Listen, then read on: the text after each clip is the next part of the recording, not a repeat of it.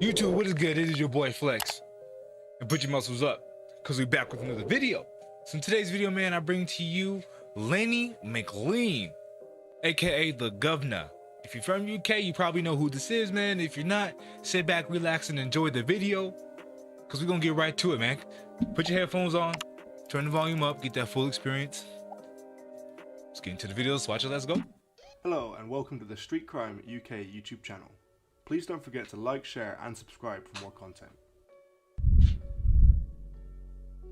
Today we look at one of the most ruthless and undisputed fighters to ever exist in the UK criminal underworld. On the surface, Leonard John Mclean made his name in the 60s as nothing but another poor boy growing up in harsh social eco-demographics. Another faceless man in the gritty streets of the East End of London. However, in reality, Mr. Mclean was to be an extremely powerful and well-respected man, with experience in multiple professions throughout his lifetime, which were to give him the necessary experience that would be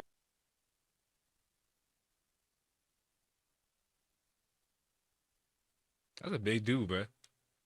This dude is pretty big, bro. This dude definitely has no neck too. It's another no neck, big back dude, bro. needed to rise to the top of the violent world that was emerging in the UK criminal underworld. An unlicensed boxer, a bouncer, a bodyguard and businessman and actor, Mr. Mclean was often associated with the elite of the UK criminal underworld, especially with the likes of the Cray twins and Charles Bronson, and most famously Roy Shaw. Lenny Mclean was one of Britain's most infamous gangsters and everybody knew not to mess with him. Mr. Mclean quickly became known worldwide as a very large and extremely dangerous man. Mr. Mclean was well known for continuously doing whatever it took to live up to the infamous title as the undisputed King of the Cobbles. The King of the Cobbles. Lenny Mclean was born on the 9th of April 1949 on his Nan Campion's bed, as his mum Rose and dad Lenny Sr. were living with his grandmother at 61 Gospel in Hoxton in the north of London. Lenny and his family were one of the first to move into Godwin House in Kent Street, Bethnal Green. Lenny had grown up with his brothers and sisters Linda, Barry, Lorraine and Raymond. It was hardly the highest of societies.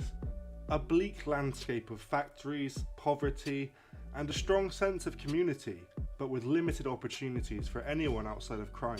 Leonard Mclean Sr. was earning good money as a crook, helping bookmakers selling knockoff gear, and was extremely successful as a con man, doing whatever he could to make a bit of extra money for his family. Mr. Mclean Sr. had been a Royal Marine during the Second World War, but had a major heart operation a year before joining. After he caught a near fatal disease in India which affected one of his arteries to his heart, giving him only 2 years to live. Mr. Mclean Sr. had unfortunately died 2 years to the day of receiving the news when Lenny was still very young. Mr. Mclean Sr. was buried in Stamford Hill in the Albany Park Cemetery. Bro, I never understood how somebody could calculate your lifespan. You know what I mean? Like, how do you know that? How did they know that 2 years exactly he was gonna die? When Lenny went with his cousin Tony Mclean to look for his father's grave, he found out that his dad had been buried in a pauper's grave, a grave with no headstone, which was common for working class men with not a lot of money to be buried at the time. His mother Rose, being a very attractive woman and now left alone to raise a family, had tried her best to raise the family alone, but during this time there was not a lot of support for a single mother who had been left alone to raise a family, but she did her best. However, as time went by, one man in particular was helping out a lot, and he'd been starting to make advances toward Rose for quite some time. Well, eventually Rose gave in and things started to get serious. Rose eventually brought this man home and introduced him as Uncle Jim, and said that Uncle Jim would be helping out now. Hey, bro. And The hell is this, bro? That's kind of scary. I ain't gonna lie. looking after everyone.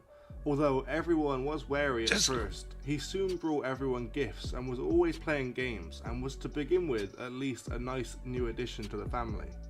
However, things were about to change. Uncle Jimmy's real name was Jim Irwin, and as soon as he and Rose had tied the knot and became married, Jim Irwin became a completely different man. Mr. Mclean and his younger brothers suffered greatly at the hands of their alcoholic stepfather, Mr. Irwin, who did not hesitate once he moved into the family house and put his hands on his stepsons and their mother during his years of drunken violent rages. Do y'all see the trend when it comes to like the big time criminals, like as far as like their childhood and the way they grew up? Y'all see a trend? Let me know if you see a trend. Irwin broke Lenny's legs when he was 5 and broke his jaw when he was 6. When he was 7, he broke all of his ribs. He bashed a young Mr. Mclean around right about until he was 12.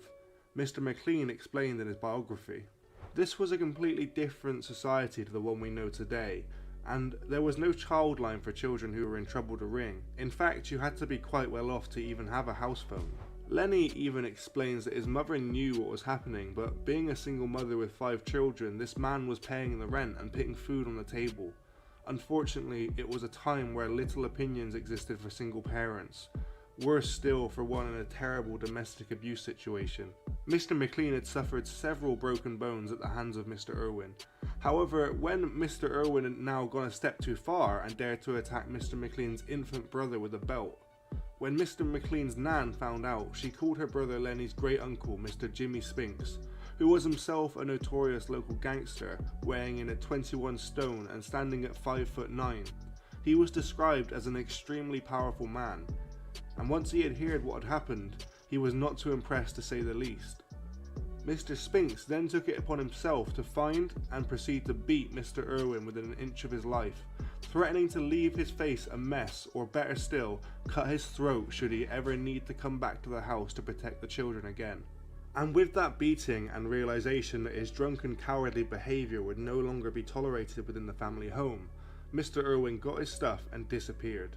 Mr. Mclean has explained many times that he took a great amount of inspiration from his great uncle Jimmy throughout his life, and as a result of this inspiration, when Mr. Mclean became a famous street fighter and unlicensed boxer himself some years later, Mr. Mclean stated that every victory he earned on and off the cobbles was on behalf of any child who might be suffering or going through any of the things that he had got to go through in his younger self.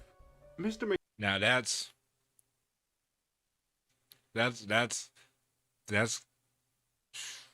powerful, you know, that's powerful. But at the same time, there's like there's better ways to fight for those children instead of literally fighting. You know what I mean? Like the intentions is very commendable and it's amazing, you know, but why not start up an organization where if those kids are really in need, they have a place to go, you know, especially since you know that feeling and you've been there in that situation, instead of actually literally fighting for these kids, because at the end of the day, you know, these kids are still going through what they're going through, you know. Start up a different organization, you know. And of course, you know, this is old stuff, so there's nothing can be done about it now, but you know, that's just my thinking on that. That's just my thought process. Mclean's childhood of constant violence and physical and mental abuse led him to express his own anger and rage in a very unique and uncontrolling way. When Mr. Mclean had lost his temper, he became unstoppable, which would often result in several men having to come together in an attempt to hold him back, gaining Mr. Mclean the nickname 10 Men Len, due to the number of men it usually took to be able to restrain him. Mr. Spinks, Lenny's uncle, had become somewhat of a father figure to Lenny Mclean during the 50s and 60s. Mr. Spinks was the governor of Hoxton and was very well known and respected. He was in one of the gangs that ran the horse racing circuits. Mr. Spinks was giving protection to all the important bookmakers who were operating at the time, especially for the head bookmaker, a Jewish man who went by the name Lasky. Mr. Spinks was a very generous man, but extremely powerful and menacing. Mr. Spinks was always dressed immaculately, and it was commonplace to see him in a white shirt, tie, and a big hat, with a Crombie overcoat and the pinstripe suit, always the finely dressed gangster. In this forgotten era, men tended to fight more often than not to settle disputes. It was around this time that Lenny would have his first fistfight and found out that fighting was something he was very good at. Lenny's first paid fight was when his younger brother had come into the house crying with a fat lip. Once he calmed down, his mother had discovered that it was a bully who had lived below them. A young lad named Brian had been picking on his brother and punched his lip. Lenny's mother looked at him and said, "Go and sort him out, Lenny." and Lenny went down to Brian, who was the same age as Lenny at the time but a much bigger lad, and hit him so hard that he started to cry. Upon arriving back home, Lenny's mum went to her purse and paid him 3 old pennies. This award felt just as good as when he would earn many thousands of pounds for his various fights in the future. I ain't gonna lie, man. I'm gonna do it for free. If you mess with my brother, you bullying anybody in my family, you ain't gotta pay me to put your lights out. It's on the house. Mr. Mclean's abilities for fighting were more than evident for anyone who stood in his path early on. Mr. Mclean took on local bullies at the age of only 9, an impressive feat by any means. However, now under the wing of Mr. Spinks, Mr. Mclean was now exposed to even more deeper and darker sides of London's criminal underworld. At the age of 13, Mr. Mclean was in a firm of kind, which consisted of Andy Bradshaw, Joe Kyle and Tommy Green. This is not a 13-year-old, right? Like, he's not 13 right here, right? Or is this like your average looking 13-year-old in the 70s or 60s or whatever this is? If so, that's kind of scary, bro. I ain't gonna lie. And this would explain why a lot of you guys are like built different, you know? Firm would jump over the shop walls and steal empty lemonade bottles and collect the 3p deposit that each bottle was worth back in those days. The gang would also take part in jump ups. This would be where they waited for a lorry to make a delivery to the shop, and once the driver was inside, they would ransack the truck, stealing as much as possible. One night, Lenny was with a kid a few years older than himself, who went by the name of Charlie, and worked for a Jewish firm as a tailor. Charlie always carried a penknife with him, which he used for work, and Lenny, not one to be upstage, has gotten himself a bayonet. As the two were walking around, something about the pair caught the old Bill's eye. The police stopped the pair and conducted a search. Upon searching them, they uncovered both knives, and they arrested both of them, and bailed to appear in Bow Juvenile Court in 30 days. On the day of court, Charlie was up first. He was not in court long, and on his way out passed Lenny with a smile, saying he had just got a result and just a £3 fine. When Lenny went up against the judge, he was sentenced to 3 years in an approved school. Mr. Mclean was then took to Stanford House, where he would be assessed and designated to an approved school to serve his sentence. When Lenny got to Stanford House, he was told by others that people were calling him out and saying that he was afraid. Lenny told the people to send a message back saying that he wasn't afraid of anyone. One afternoon, a Friday, when the people who were staying at Stanford House were allowed to play out, Lenny was approached by the leader of the gang who ran the school, and a small scuffle broke out, but was interrupted by the teachers. The teacher said, "You know the rules, if you want to fight, it's in the ring. Meet at the gym at 3 o'clock or both of you are on detention." Mr. Mclean did not know that. Bro, that's how it should. That's how all school systems should be, bro. That's how all school systems should be. And then, especially here in the United States, you probably have less school shooters. You know what I mean? Just like if you guys got beef, bro, just take it to the gym. You guys box it out. You know what I'm saying? And then after that, you let it go, and you go about your ways. Time, but all fights within the school were settled inside a boxing ring on a Saturday afternoon, where the whole school would be there to watch. Mr. Mclean beat the gang leader in 2 rounds, and both fighters were called to the desk to collect their prize, which was an apple or an orange. The winner got to pick first. The two became close friends, and both went on to run after escaping from the school one day. But after 2 days of walking with no food and no money, they decided to give themselves in. And for this escape, they received a punishment described by Mr. Mclean as 6 of the best, 2 on each hand and 2 on the backside, as well as a loss of privileges. All in all, Mr. Mclean had served 18 months and was released by the age of 15. He had now reached the end of school age, and it was now decided to find a job after Mr. Mclean was fired from his first legitimate job after locking his manager in the toilet as a prank. Mr. Mclean realised that he had to do something else and turned back to the streets, committing petty crime to make a living. Lenny and his cousin Tony had gotten involved in a scam robbery of a shoe shop. Everything went well, but once the word had gotten out about the scam, others tried muscling in and the entire scam was exposed and the police got involved. Mr. Mclean was back in front of the court, this time with his cousin Tony. Accompanying Lenny and Tony were Lenny's mum Rose, Lenny's grandmother who had raised Tony, as well as Lenny's uncle Bobby Warren. Bobby Warren is the dad to the now infamous boxing promoter Frank Warren, which has made Lenny and Frank cousins. Bobby Warren was also known as a quiet man who never took liberties. He was certainly no stranger to prison, and had ended up serving 7 years back in the 50s, along with Mad Frankie Frazier for being involved in the murder of Jack Spot. At the time of the murder, Mr. Warren had worked and was a good friend of Albert Dimes, who had controlled most of Soho and its criminal underworld. For the shoe shop scam, Lenny and his cousin Tony received time in Borstal, Wormwood Scrubs, and inside the prison, Lenny was subjected to many fights, not just for himself but to protect his cousin Tony too. Eventually, after proving to be too much for the prison staff, the pair were shipped out to Holsby Bay Borstal on the Suffolk coast. While serving time at Holsby Bay Borstal, Mr. Mclean met and became good friends with David Fraser, the son of Mad Frankie Fraser, and was sat in the association room when it was announced on TV that the Richardson gang had been sentenced, a gang that David's dad was a part of. Upon release from Borstal, Lenny made his way back home and was greeted like he had never left.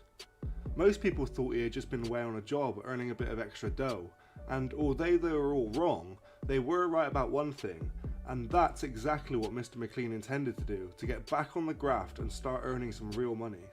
Lenny had made a few mates and started robbing shops for clothes and other items that they could sell back on the streets or markets at Hoxton or Roman. Hey, bro, it's like, man, like, I understand the need to pretty much survive. But it's like, man, you're already a fighter, man. Like, why are you still stealing stuff and doing, this type of criminal? Like, go find. You should already be trying to professionalize your fighting. You know what I mean? Like, you should already be trying to monetize your fighting, like, instead of doing that criminal stuff, man. When the gang had stolen I don't items, understand. You know what I'm they saying? gave them to a man called Tommy the Talker, who would get rid of everything for a good price. Some of the robberies would have the gang up until the early hours of the morning, and Lenny would be in bed when he eventually got home well into the afternoon. One afternoon, Lenny felt a bang on his head so hard he thought the ceiling had collapsed. When he opened his eye, he realised it was not the ceiling, but in fact Jim Irwin, who was shouting, saying, "It's 3 o'clock, this isn't no hotel." Now at this point, Mr. Mclean was a big lad, and already had a lot of fighting experience, beating up half the bouncers on the West End. So this was a big mistake, and Lenny got up and beat Mr. Irwin up, and Mr. Mclean says in his autobiography that if the room hadn't been bigger, his mum had not come running upstairs, he would have seriously hurt Mr. Irwin that day. His mum agreed that he had it coming, but pleaded with him not to hurt Mr. Irwin again. Lenny agreed on one condition, that Mr. Irwin never picked his hand on anyone in the house again.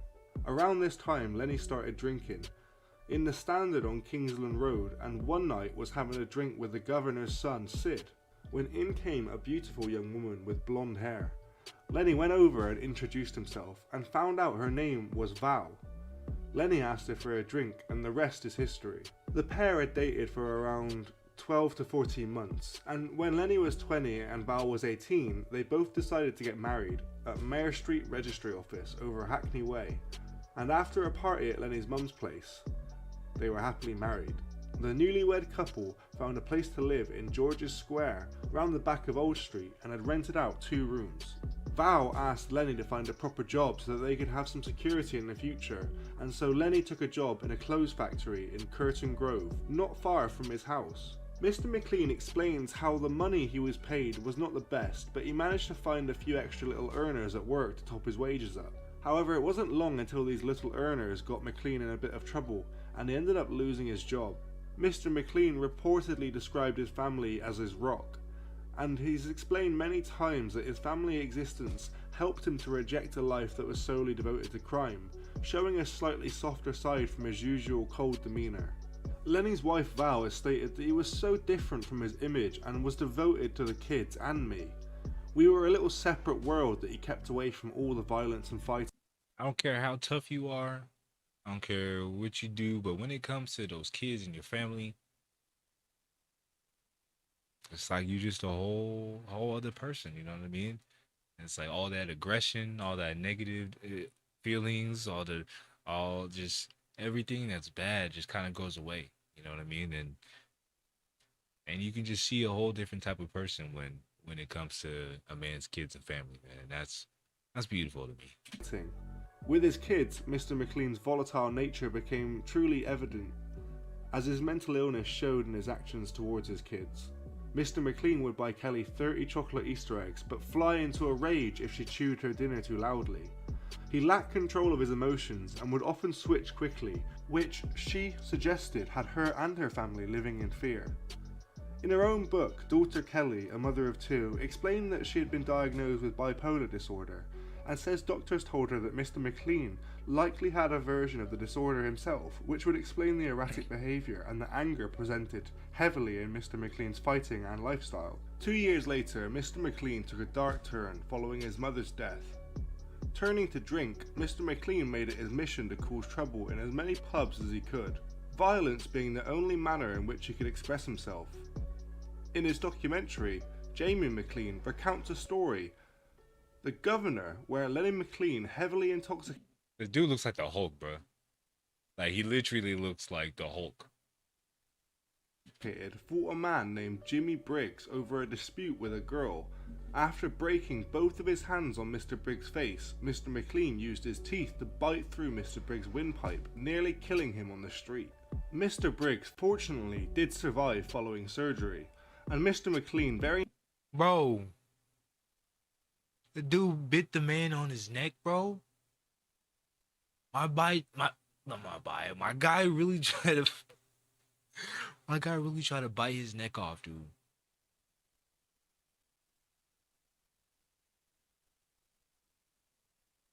narrowly avoided prison.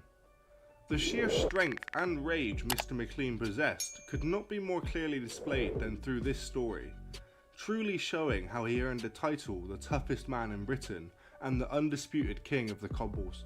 Following this incident, Mr. Mclean decided to stop drinking, instead using his strength and skills for security work in the busy London nightclubs. Through this profession, it was inevitable that Mr. Mclean would have to mingle with some of London's most ruthless gangsters, acting as an enforcer in several circles. Following his retirement from fighting, these circles included those of celebrity and criminal underworld. It wasn't until Mr. Mclean was 26, however, that he was introduced to fighting.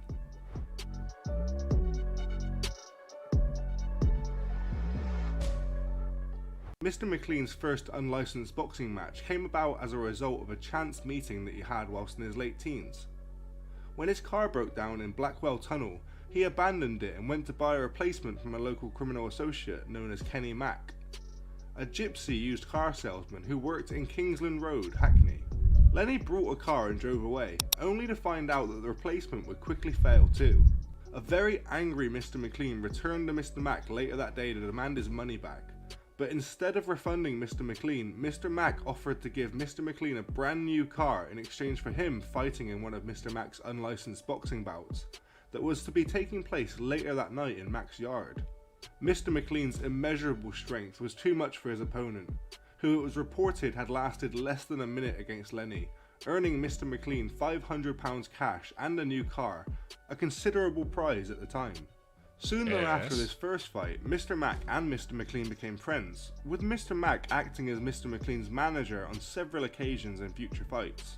When Frank Warren formed the National Boxing Council in the 1970s, it allowed the toughest underground fighters in Britain an opportunity to compete legally. However, Lenny was Frank's cousin, and in recent years Mr. Warren has spoken extensively that in his eyes Mr. Mclean was a terrible bully, even though Lenny gave Mr. Warren his first chance to promote a fight, and most probably gave a young Mr. Warren a considerable amount of protection in a very violent and unpredictable world. Mr. Mclean faced a problem a lot of fighters face when they want more money for all the risk that they have taken, and this still happens to this day, but you can imagine the percentages of pay cuts were a lot worse back in the beginning. However, Frank was now calling the shots, and Mr. Mclean was burdened with an extensive criminal record. One that ensured that along with his cousin, who was the head of the Boxing Council board, that Mr. Mclean would never in any circumstance have an opportunity to become a licensed boxer. As such, Mr. Mclean was left with no choice but to enter the world of unlicensed boxing, and he quickly became one of its biggest stars and built up somewhat of a fearsome reputation in the industry. Throughout his fighting career, Mr. Mclean had upwards of 2,000 fights, with Lenny himself predicting some 4,000 fights under his belt over the 4 decades that Mr. Mclean had been active, both inside and outside. Could you can you imagine how small his brain is now though, bro? Like fighting is not good for your brain. It's not good for your brain. It's not.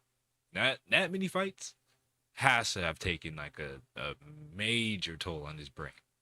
Of the ring. On one occasion, Mr. Mclean was flown to New York on a special request to fight a Mafia Don's champion, a 24-stone, 6-foot, 8-inch unbeaten unit who was called John McCormick. However, Mr. Mclean's sheer strength rendered him unconscious in minutes, with Lenny hitting him so hard that he managed to break both his hands during the fight. Over all his fights, one opponent in particular stood out. That was his legendary nemesis, Mr. Roy Shaw. A firm hatred began between the two, and Mr. Shaw had an equally brutal... Bro, where's this guy's eyeballs at, bro? Like that is scary, dude. Like you can't even see this guy's eyes. Like you can barely see this one eyeball right here, bro. How can you even see? And ruthless reputation for violence to Mr. Mclean. Spending his adult life in prison, as well as in Broadmoor, having been declared too insane to function in a normal prison setting. Whilst Mr. Mclean had become an underworld enforcer and unlicensed boxing powerhouse, his name was feared up and down the country. Mr. Mclean's reputation for being a psychopath only furthered his career, referring to himself as the Governor, a name which ironically Lenny Mclean's stepfather had also used. A fact which was like a red rag to a bull to Mr. Mclean, using both these factors to build a reputation for himself into the undisputed king of the cobbles. For Mr. Mclean, as soon as Mr. Shaw was released from prison, he would become an obvious foe, and for Mr. Shaw, if he wanted the title as the hardest man in Britain, well, he had to beat Mr. Mclean to claim the title. In their first meeting, Mr. Mclean was woefully unprepared for what came from an older and more skilled fighter, Roy the Mean Machine Shaw, and lost quickly to Mr. Shaw in his first fight, but was hasty to arrange a rematch, but this time things would be a lot different. Lenny had now realised that his anger and brute strength was not always going to be enough in a fight, and he would now have to actually train for a fight, something Lenny had never done. It now became clear to Mr. Mclean that if he trained, he could be an even better version of himself. In the rematch, Mr. Mclean was a completely different fighter and destroyed his opponent, this time having actually trained for his fight in a makeshift gym. Lenny, at one point, hit his opponent so hard that in the second round Mr. Mclean had knocked Mr. Shaw completely out of the ring, disqualifying Mr. Shaw almost immediately. In their third match, Mr. Shaw hardly stood a chance against the now well-trained and very well adapted to a new style of fighting Mr. Mclean, who did not hesitate to exhibit his newfound strength that he could come to be known for against his old... Like, to have the natural ability to just be able to just really squabble, you know, without much competition, and then training, that's a whole different type of monster right there. That's something totally different. That's something scary. Enemy Roy Shaw. Especially when you look like this, like, bruh. As a nearly unconscious Mr. Shaw was helped to his feet, Mr. Mclean could be heard shouting from the ring, "I'm the Governor," taking Mr. Shaw's nickname. The name is the one only given to the best fighter in the UK. Lenny was the Governor and never lost the title. What's up guys, Robbie here. If you want to learn how to make $1,000 a day on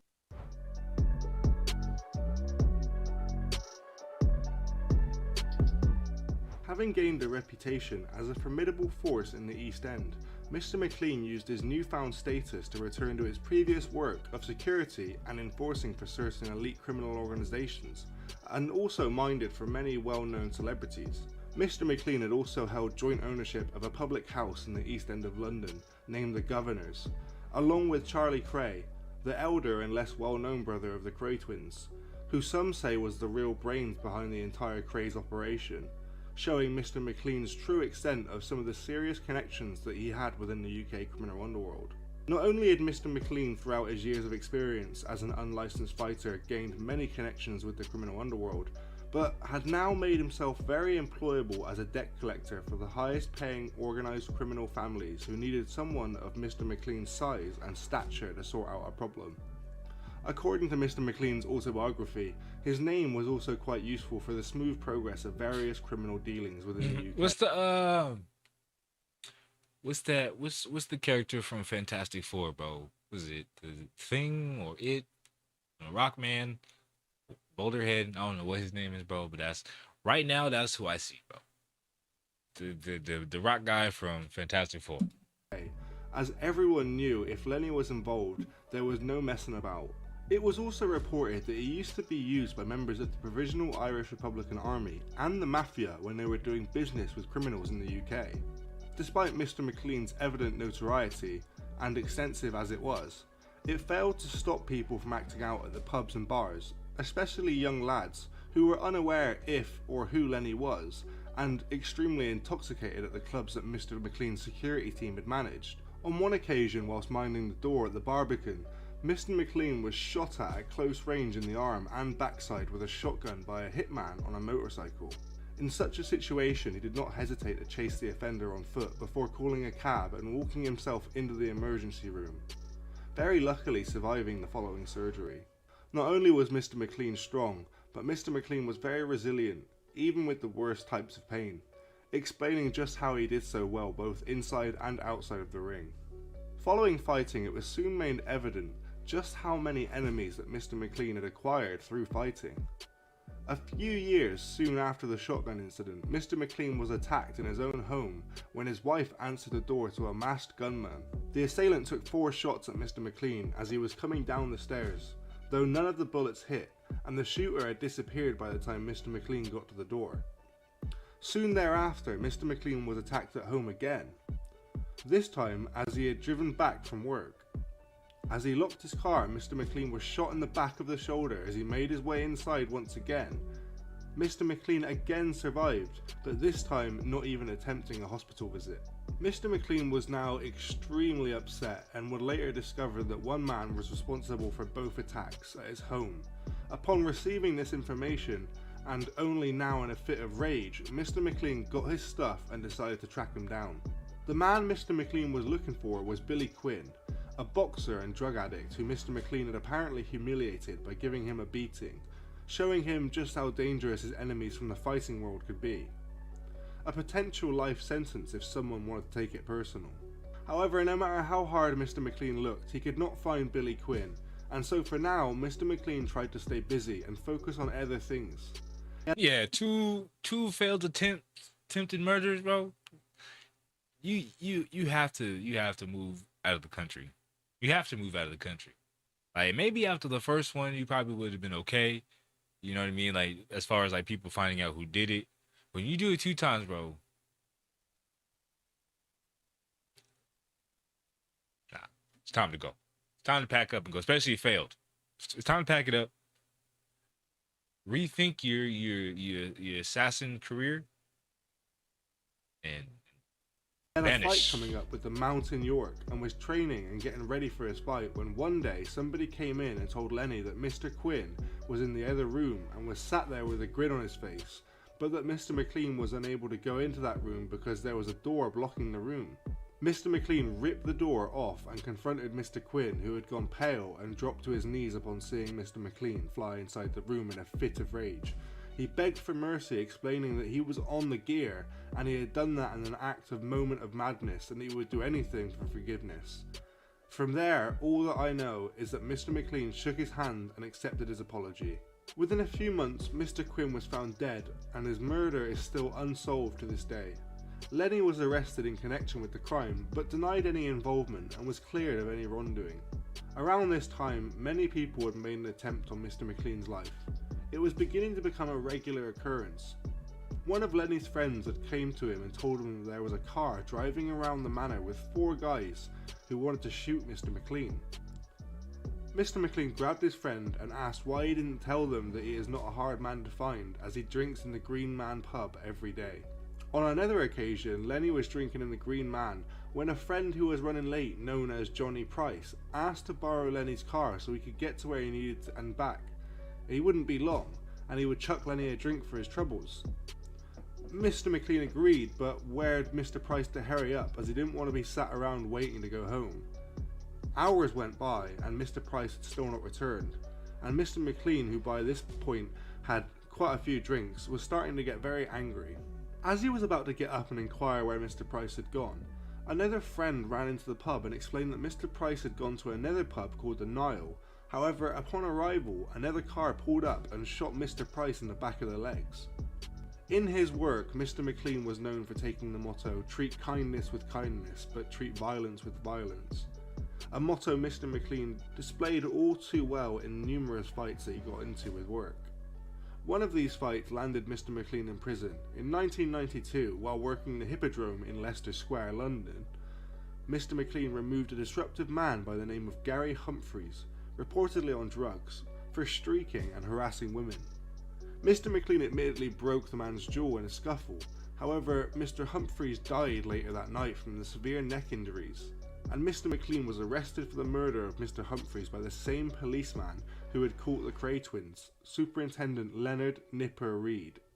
Mr. Mclean assumed the arrest had been made due to a personal vendetta from the officer on account of the close connection between the Crays and himself, though the neck injuries were ultimately found to be the cause of death, and caused by the police that arrested the man after that night. Mr. Mclean was arrested for grievous bodily harm and sentenced to 18 months. Mr. Mclean was also a kind-hearted... Oh my god, bro. Like, the police did it, bro.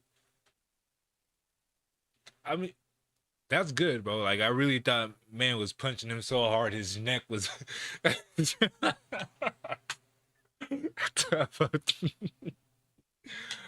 Oh, I'm glad he didn't. I'm glad it wasn't from him, bro. But golly, bro. Let me look at these hands, bro. Like I already said, the dude looked like the Fantastic Four character, bro. I'm sure they feel as hard as rocks. I'm sure they do. Man, often helping the people in his area when they were struggling. Jamie Mclean recounts a story speaking of a woman who had contacted him to tell him that Mr. Mclean had helped her out of her homelessness when she was sleeping outside Camden Palace, helping her to get a job and secure a room at her workplace so she was off the streets and able to save money up. The woman reportedly credits Mr. Mclean with saving her life by getting her off the streets. Despite his criminal lifestyle and background, Mr. Mclean's position as a supportive member of society cannot be understated, as he took care of those around him in his area. Also in this time, Mr. Mclean branched out both into acting and singing, appearing prominently in a television documentary on nightclub security staff titled Bounce Behind the Velvet Rope, and playing a brief unbilled cameo as a ringside spectator in the drama film The Craze 1990, based on his acquaintances, as well as releasing an Elvis cover in 1992. His largest and most famous role was in Guy Ritchie's Lock, Stock and Two Smoking Barrels in 1998, playing the part of criminal enforcer Barry the Baptist. Mr. Mclean took a turn from violence. He instead turned to writing, working with author Peter Gerrard to write an autobiography called The Governor, published roughly 6 months before his death. It soon became a bestseller, selling over 3 million copies, prompting several sequels to be written after his passing by acquaintances. During the filming of Guy Ritchie's Lock, Stock and Two Smoking Barrels, Mr. Mclean was struck ill by what he believed to be the flu. Mr. Mclean was subsequently diagnosed with pleurisy, although further X-ray examination proved he was suffering from lung cancer.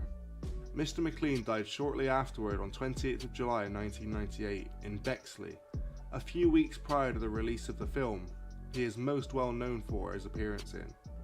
Mr. Mclean's son, Jamie, later said of his father, "My dad wasn't a born fighter. He was uneducated and a product of his upbringing, traumatized by what he had been through, and probably had mental health problems as a result of all of that." But This guy looks like Jason Statham, bro. I needed to say that. He looks like Jason Statham. It's weird. fighting was all he knew. Regardless of the personal opinion, the legacy and story left behind by Lenny Mclean will never be forgotten about in the UK criminal underworld. Thanks for joining us today. If you enjoyed the video, don't forget to give it a like and a share, and leave any thoughts or suggestions you have in the comments section. We love to read. These are always very interesting. These are always very interesting. And some of the things that interest me the most is how similar some of these stories are. You know what I mean? Like as far as like the, you know, their upbringings and stuff. You know, I said this earlier in the video. There's always something similar, or there's always like a trend when it comes to these big time underground criminals. You know what I mean? Like as far as like how they're raised and what they had to do to survive. And the most interesting thing is how they decide to go about the rest of their life when they've come to that age. You know, some of them, you know, choose a better path. Some of them, unfortunately, you know, die doing what they were doing. Some of them, you know, some of them just decide to just kind of fall off the map, bro, and just live life in peace. But it's definitely always interesting, man, to see the different stories. If you guys enjoyed this video, make sure you guys give the video a thumbs up, post in the comments down below, and of course, man, smash that big red button. And of course, I want to thank every single one of you guys for hitting that red button and getting this channel to 1,000 subscribers. Let's go, baby. You feel me? All right, y'all. Until next time, man, put your muscles up. The boy's out of here. Peace.